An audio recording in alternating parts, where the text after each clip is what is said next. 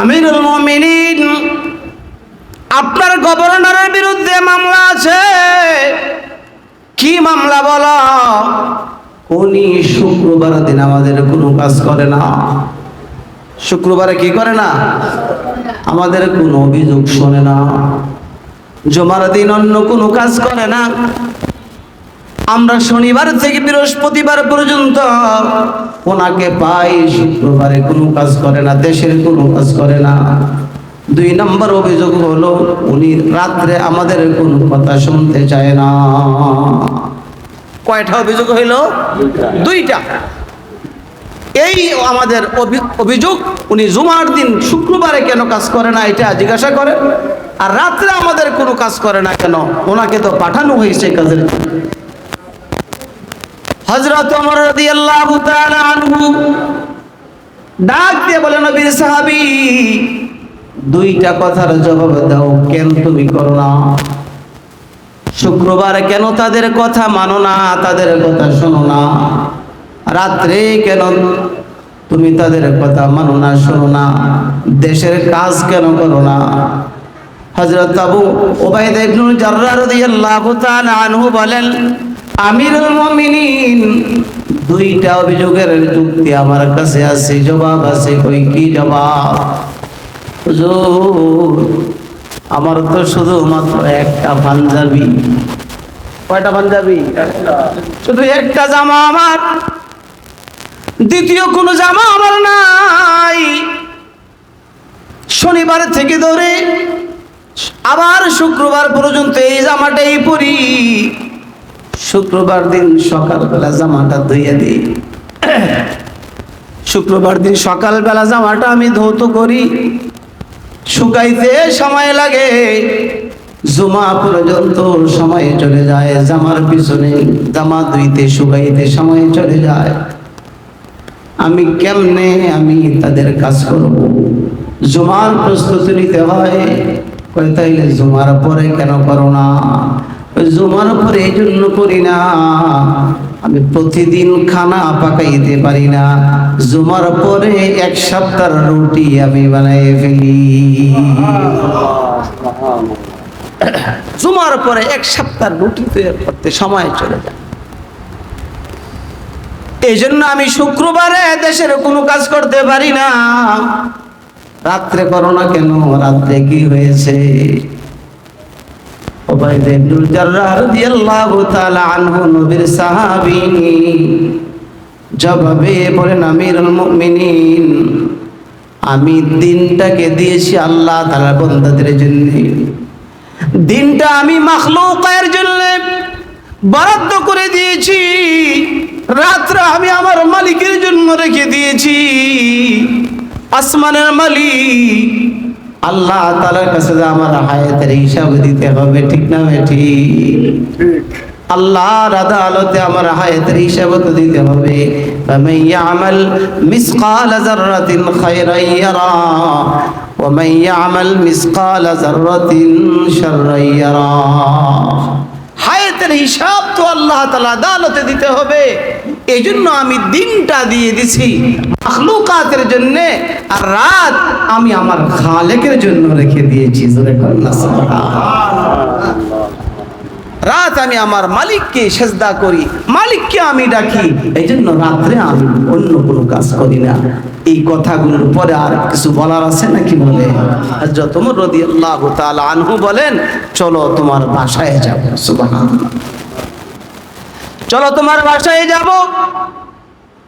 আমিরুল মুমিনিন ভেবেছিলেন রোম দেশের গভর্নর, বাসাটা হাইফাই হবে, শহরের মধ্যে সুন্দর একটা বাড়ি হবে। হযরত ওমর রাদিয়াল্লাহু তাআলা আনহুকে নিয়ে রওনা হয়ে গেছে। ঢাকা শহর পার হয়ে চলে আসছে, নারায়ণগঞ্জ সোনারগাঁ পার হয়ে চলে আসছে। চলতেছে আর চলতেছে, কয় এলাকা পার হয়ে গেছে, এলাকার এরিয়া পার হয়ে গেছে। হযরত ওমর ডেকে বলে, উবাইদা, কোথায় রে তোমার বাসা? এলাকা পার হয়ে গেলাম, এখন হুজুর আমার বাড়িতে আপনাকে নিয়ে যাই। চলতে চলতে চলতে চলতে যায় দেখে মরুভূমির মধ্যে একটা বাড়ি দেখা যায়, যে ঘরের ছাদের মধ্যে টিন নাই, দরজাও নাই, শুধু গাছের পাতা। বাড়ি বানাইছে আল্লাহর বান্দা, ঘরের ছাদ নাই, টিন নাই, দরজাও নাই, গাছের পাতা দিয়ে একটা ঘর বানানো। হযরত ওমর রাদিয়াল্লাহু তাআলা আনহু ভিতরে ঢুকলেন। ভিতরে ঢুইকা দেখে ঘরের একটা কোণার মধ্যে শুধুমাত্র একটা নামাজের মুসাল্লা বিছানো, আর কোনো দেখা যায় না। একটা নামাজের মুসাল্লা বিছিয়ে রাখছে, আর কিছু নাই। আমিরুল মুমিনিন হযরত ওমর বলে, রে উবাইদা, কিরে ঘরের সামানা কোথায়? আর কি আছে তোমার ঘরে? ঘরের কোণার কাছ থেকে, কোণার থেকে যে একটা বাটি আনছে, বাটি, একটা বাটির মধ্যে দেখা যায় কয়েক টুকরা রুটি ভিজাইয়ে রাখছে। ভিজাইয়ে রাখছে কারণ রুটি তো বানায় শুক্রবারে, ঠিক না বেঠে? রুটি শক্ত হয়ে গেছে, কয়েক টুকরা রুটি ভিজানো আছে। কয়েক পেলা ডাইনা দিছে হুজুর। ও ভাই দা, আর কিছু নাই হুজুর, রুটিগুলি ভিজায় যায়, ক্ষুধা লাগলে দুই একটা টুকরা খায়, পানি খায়। হযরত ওমর রাদিয়াল্লাহু তাআলা আনহু বলে, আর ঘরে কোনো আসবাব নাই? আল্লাহর নবীর সাহাবী জবাব দেয়, কবর পর্যন্ত যাওয়ার জন্য এই পরিমাণে সামানি আমার জন্য যথেষ্ট। কবর পর্যন্ত যাওয়ার জন্য এগুলি যথেষ্ট, এর বেশি আর কোনো প্রয়োজন হয় না। জামা তো একটা আছে, এটা ছিঁড়ে গেলে হয়তো চেষ্টা করব আরেকটা বানাইবার জন্য, আর কি প্রয়োজন? খাবার তো আছে, এটাই যথেষ্ট, আর কি প্রয়োজন? আর সামান দিয়ে কি করব? কিছুদিন পরে তো কবরেই চলে যাব, ওইখানেই তো আল্লাহ তাআলার মেহমানদারিতে থাকবো। জোরে কন্যা সুবহানাল্লাহ। এটাই ছিল আমাদের আল্লাহর নবীর সাহাবীদের চলা। উবাইদা ইবনুল জাররাহ রাদিয়াল্লাহু তাআলা আনহু এমন একজন সাহাবী, এমন একজন না, হযরত আবু যর গফারি রাদিয়াল্লাহু তাআলা আনহু নবীজির খাদেম, ঘর বানায় নাই। হযরত আবু যর গফারি খাদেমে খায়রুল বাশার, जिसने सारा जिंदगी में ना बनाया अपना घर, जिसने सारा जिंदगी में ना बनाया अपना घर, বাড়িঘর বানাই নাই, এইভাবে হায়াতের সময় কাটাই দিয়েছে। যে হায়াতি আর কয়দিন, আরে মেহমান তো হব, কবরের মেহমান হব। আল্লাহ তাআলা জান্নাত আমাদের জন্য অপেক্ষা করতেছে, বলেন সুবহানাল্লাহ। এই জন্য হায়াতকে যথাযথ কাজে লাগানো কঠিন কিচ্ছু না, কঠিন কিচ্ছু না। রাসূল বলেন, আমার উম্মতের গরিব উম্মত গুলো তো সম্পদ বলা উম্মতের 500 বছর আগে জান্নাতে চলে যাবে। قال رسول الله صلى الله عليه وسلم يدخل الفقراء الجنة, জান্নাতের মধ্যে যারা মিসকিন, যারা ফকির, তারা ঢুকবে ক্বাবলাল আগনিয়া, ধনীদের আগে। কয়দিন আগে? কবি 500 সানাতিন, 500 বছর আগে আল্লাহর তৈরি জান্নাতের মধ্যে গরিব ঢুকে যাবে। জান্নাতে যাওয়া তো সহজ ছিল আমাদের জন্য, কিন্তু হায়াতকে কাজে লাগাইতে হবে। হায়াতের সময় সেকেন্ড সেকেন্ড করে যাচ্ছে, একসাথে দাড়ি ছিল না, সব দাড়ি একসাথে উঠে গেছে, সব দাড়ি একসাথে পাইকা গেছে। বিষয়টা কিন্তু এমন না, ঠিক না বেটি? এমন না, আস্তে আস্তে, এক সেকেন্ড এক সেকেন্ড এক সেকেন্ড করে হায়াত করে যাচ্ছে। এই জন্য যারা জাহান্নামী, জাহান্নামে যাওয়ার পর আল্লাহ বলেন, ওহুম ইয়াস্তারিখুনা ফিহা, কাঁদবে, চিৎকার দিবে, আর আল্লাহ তাআলাকে লক্ষ্য করে বলবে, রব্বানা আখরিজনা, আল্লাহ একটু বের করে দাও, আল্লাহ জাহান্নাম থেকে বের করে দাও। রব্বানা আখরিজনা, বের করে দাও আল্লাহ, বের করে আরেকটা বার দুনিয়াতে পাঠাও। রব্বানা আখরিজনা না'মাল সালিহান, আল্লাহ ওয়াদা দিলাম দুনিয়াতে যদি আরেকবার পাঠিয়ে দাও, কোনদিন কোন সময় আর গুনার কোনো কাজ করব না। না'মাল সালিহান গায়রাল্লাযী কুননা না'মাল, জিন্দেগিতে যত গুনাহ করেছি আর একটা গুনাহ করব না, আর কোনো অপরাধ করব না, হাতের দ্বারা খারাপ কোনো জিনিস ধরব না, পায়ের দ্বারা খারাপ কোথাও যাব না, চোখের দ্বারা খারাপ কোনো জিনিসের দিকে নজর করব না, কানের দ্বারাতে খারাপ কোনো আওয়াজ শুনব না, জবানের দ্বারা খারাপ কিছু বলবো না।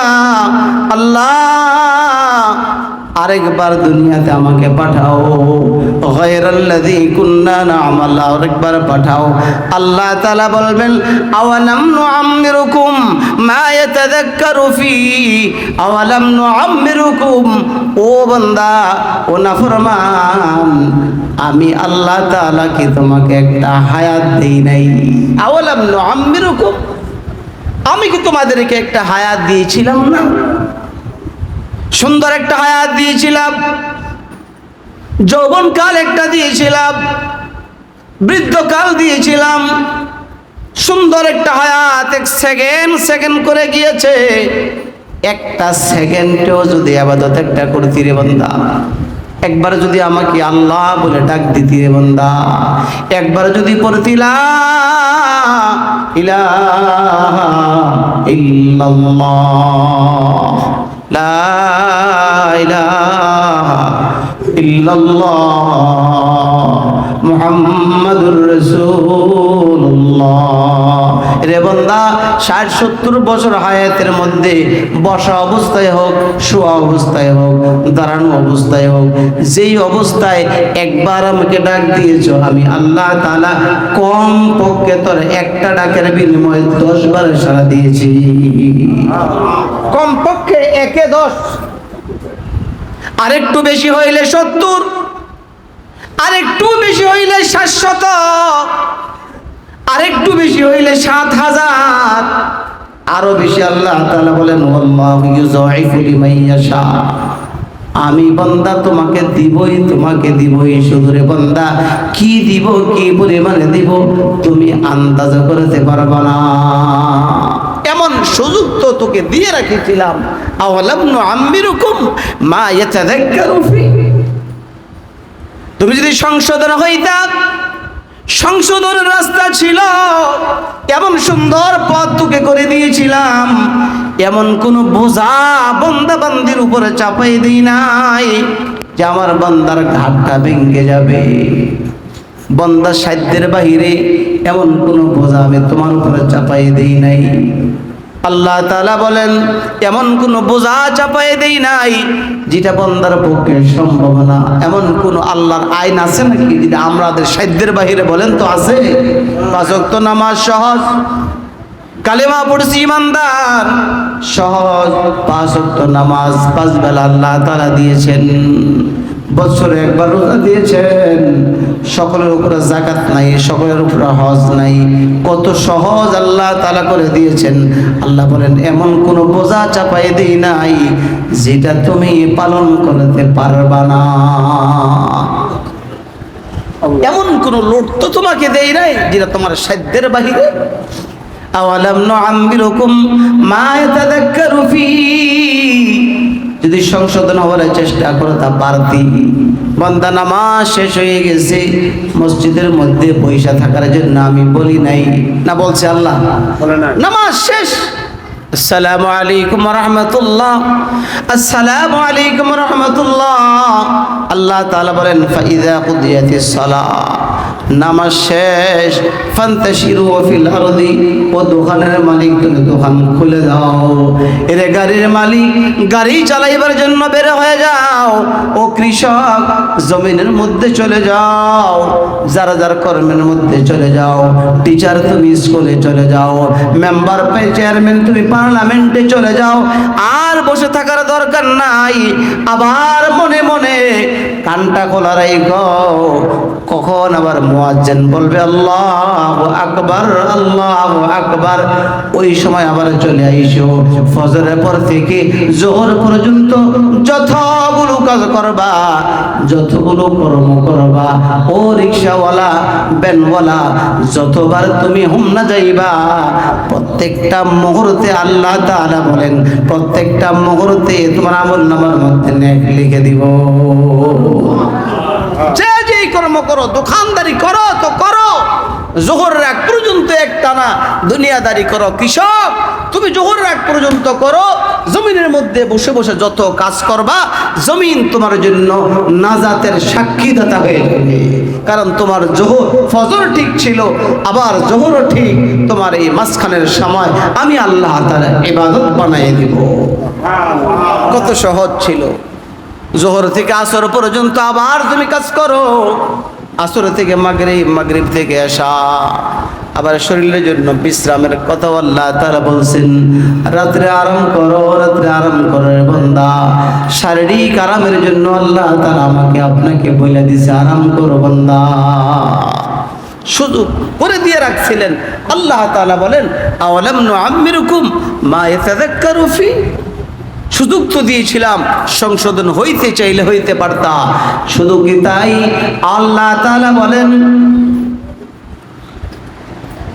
মান তাযাক্কারা ওয়া জাআকুমুন নাযীর, স্পেশাল একজন লোক তোমাদের কাছে পাঠিয়েছিলাম তোমাদেরকে সংশোধন করার জন্য, যার নাম মুহাম্মদুর রাসূলুল্লাহ সাল্লাল্লাহু আলাইহি ওয়াসাল্লাম। এমন একজন লোক পাঠিয়েছিলাম তোমাদের ঘরে ঘরে, তোমাদের ধারে। এই একটা লোক তোমাদেরকে সংশোধন করেছেন, রাস্তা দেখিয়েছেন। মান তাযাক্কারা ওয়া জাআকুমুন নাযীর, এমন একজন ভয় প্রদর্শনকারী, জান্নাতের লোভ দেখাইবার জন্য তাকে পাঠিয়েছিলাম, জাহান্নামের ভয় প্রদর্শনের জন্য তাকে পাঠিয়েছিলাম। তোমরা তা গ্রহণ করো নাই। ফাযুকু ফামা লিয-যালিমিনা মিন নাসির, এখন আর তোমাকে কেউ সাহায্য করবে না। সংশোধন হওয়ার সুযোগ চলে যাইতেছে। এই জন্য আমার ভাইয়েরা, হায়াতের সময় চলে যাইতেছে, চলে যাইতেছে। আমার যেন দুনিয়ায় থেকেও যদি আমি কষ্টই করতে হইল, আরে দুনিয়ায় তো কেউ পরিপূর্ণ সুখ নাই, কোনো ব্যক্তি পরিপূর্ণ যা চাইছে তা পাইছে, সে যদি বলে আমি যা চাইছি তা পাইছি, এটা মিথ্যা হবে। কারণ দুনিয়াতে যা চায় তা কেউ পায় না, যা চায় তা পায় না। দুনিয়ার মানুষের কিছু চাহিদা আছে, মানুষ মরতে চায় না। মরতে চায় বলেন? তাহলে দুনিয়ায় যা চাইলাম তা কেমনে পাইলাম? মানুষে বৃদ্ধ হইতে চায় না, কেহ বুড়া না হইয়া পারে না। মরতে চায় না, কেহ না মইরা পারে না। অতএব দুনিয়ায় যা চায় তা পাবে না। আল্লাহ তাআলা বলেন একটা বাড়ি আমি বানিয়ে রাখছি, যা চাইবা তা পাইবা। সুবহানাল্লাহ। নবীজি আরেক হাদিসের মধ্যে বলেন ক্বালা রাসূলুল্লাহ সাল্লাল্লাহু আলাইহি ওয়াসাল্লাম আহলুল জান্নাতি জুরদুন মুরদুন ফাহলুন লা ইয়াফনা শাবাবুহুম ওয়া লা তাবলা সিয়াবুহুম। নবী আলাইহিস সালাতু ওয়াস সালাম বলেন জান্নাতীরা এমন হবে, জান্নাতীরা জান্নাতের মধ্যে দাড়ি থাকবে না, কারণ দুনিয়ার মধ্যে মানুষ দাড়ি রাখতে চায় না। দাড়ি রাখলে বুড়া দেখা যায়, ঠিক না ভাই? ঠিক। এই জন্য রাখতে চায় না, রাখতে চায় না। আল্লাহ রাসূল বলেন জান্নাতের মধ্যে এটা থাকবে না। তুমি থাকবা একবারে টাটকা জওয়ান, যুবক থাকবা, শরীরের কোথাও পশম থাকবে না, যেগুলি মানুষে চায় না, বারবার কাটতে হয়। নবীজি বলেন এমন থাকবে না। তোমার চোখের মধ্যে সুরমা দেওয়া থাকবে, দেখতে বড় চমৎকার। নবী আলাইহিস সালাতু ওয়াস সালাম বলেন তুমি যে যুবক হইবা, কখনো তোমার যৌবনকাল নষ্ট হবে না, এক থাকবা। সুবহানাল্লাহ। কয় তোমার জামাটাও পুরানো হবে না, জামাটাও পুরানো হবে না। ওয়ালা তাবলা সিয়াবাহুম, জামাটাও নষ্ট হবে না। যা চাও তা পাইবা, ওয়ালাকুম ফিহা মা তাশতাহি আনফুসুকুম ওয়ালাকুম ফিহা মা তাদউন, যা চাইবা তা পাইবা। চামু আর কি? আল্লাহ তাআলা বলেন আমি আমার পক্ষ থেকে আমি তোমাদেরকে আরো দান করব। সুবহানাল্লাহ। এই জন্য আমার হায়াতের সময় যেন আর অযথা নষ্ট না হয়, বিশেষ করে নামাজ যেন কখনো কাজা না হয়। নামাজ নামাজ, নবীজির জিন্দেগির শেষ কথা এটাই ছিল, আসসালাত আসসালাত ওয়া মা মালাকাত আইমানুকুম। এই নামাজ নামাজ নবীজি শেষ পর্যন্ত এটাই বলছেন, নামাজ যেন কাজা না হয়। যুবক ভাইয়েরা, শরীরের যৌবনের তাড়নায় গোনার কাজে যেও না, অন্যকে ধমক দিয়া কথা বলিও না। এই তোমার শরীরের এই ধমক দেওয়ার শক্তি কিছুদিন পর আর ধমক দিতে চাইলেও পারবা না, ঠিক না বেঠি? চক্ষু গরম করে কার উপর জুলুম করিও না। তোমার এই জুলুম দুনিয়াতে হয়তোবা তোমার ভয়ে সে তোমাকে কোনো কিছু বলতে পারবে না। খোদার কসম কসম, অন্যর দিকে যদি চোখ গরম করে থাকাও, এর বিনিময়েও আল্লাহর আদালতে এর বিচার হবে। এর জন্য তোমাকে নেক দিয়ে দিতে হবে। চক্ষু গরম করে তাকাইলেও আর গালি দেওয়া আর হাত উঠান তো বহু দূরে। এই জন্য সাবধান সাবধান, সময় চলে যাইতেছে, সময় চলে। কার কখনো এই গত মাসে যখন আসলাম, যেদিন বয়ান ছিল সেদিনই তো শুনলাম সিরাজ অ্যাক্সিডেন্ট করছে, আরে স্ট্রোক করছে। গজারিয়া এসে স্ট্রোক করছে শুনলাম। এর পরের দিন রবিবারে তো মারা গেল না, শনিবারে শুনলাম স্ট্রোক করছে। অথচ স্ট্রোক করার 1 মিনিট আগেও তো তার কত পরিকল্পনা ছিল, হোমনা যাবে, বাসায় আসবে, এই সদাই সে কিনে আসছিল, কত পরিকল্পনা ছিল। গত 3-4 দিন আগে আমাদের গজারিয়া এক ডাক্তার, ভালো মানের ডাক্তার, ভালো একজন ব্যক্তি, 5 ওয়াক্ত নামাজি, মাঝে মধ্যে ফোন করতো, হুজুর মাদ্রাসায় দুপুরে খানা পাক করেন না, খানা পাঠাইতেছি। তো ছাত্ররা কি খাইব জিজ্ঞাসা করেন, রোজ খাবে না বিরিয়ানি খাবে? তো ছাত্রদেরকে জিজ্ঞাসা করলে যে হ্যাঁ এটা খাবে, যদি কইতে যে বিরিয়ানি খাবো, তো দেখা গেছে 20 কেজি চাউল লাগলে সে 30 থেকে 35 কেজি গোস্ত দিত। এমনভাবে পাক করতো, নিজে যায় পয়সা খাওয়াইতো, যা খাইতে পারে এইভাবে খাওয়াইতো। রোজ খাইব তো যদি খাবার পরিমাণ 150 যদি লাগতো তো 200 নিয়ে যেত, কেউ যদি 2টা খাইতে চায় এইভাবে খাওয়াইতো। তার পেটের মধ্যে পাথর হয়েছে, অপারেশন করতে গেছে, অপারেশন থিয়েটারে তারা ঢুকাইবে, ওই সময় স্ট্রোক করছে। স্ট্রোক করে মুহূর্তের মধ্যে শেষ। 9টা তার বাড়ি আছে, বড় বড় বাড়ি, 6 তলা 7 তলা এমন বাড়ি, কোটি কোটি টাকার মালিক। হঠাৎ করে শুনলাম, ক্লাস করতেছি তো হঠাৎ করে শুনছি যে লোকটা মারা গেছে। ফোন দিছি, যে ফোন বাজে না। আরেকজনের কাছে জিজ্ঞাসা করছি ফোন দিয়ে, হুজুর উনি না, অন্য একজন হসপিটালে চাকরি করতো, পশু হসপিটালে, ওনার ভাই মারা গেছে। যাক, 5 মিনিট পরেই ওনার ওইখান থেকে ফোন আসছে যে হুজুর এই লোকটা তো মারা গেছে। কোথায় বাড়ি, কোথায় ঘর, কি করে, ছোট্ট বাচ্চা, ছোট্ট একটা বাচ্চা বাবার লাশের কাছে দিছে, তাই তো কোনো বোঝেও না।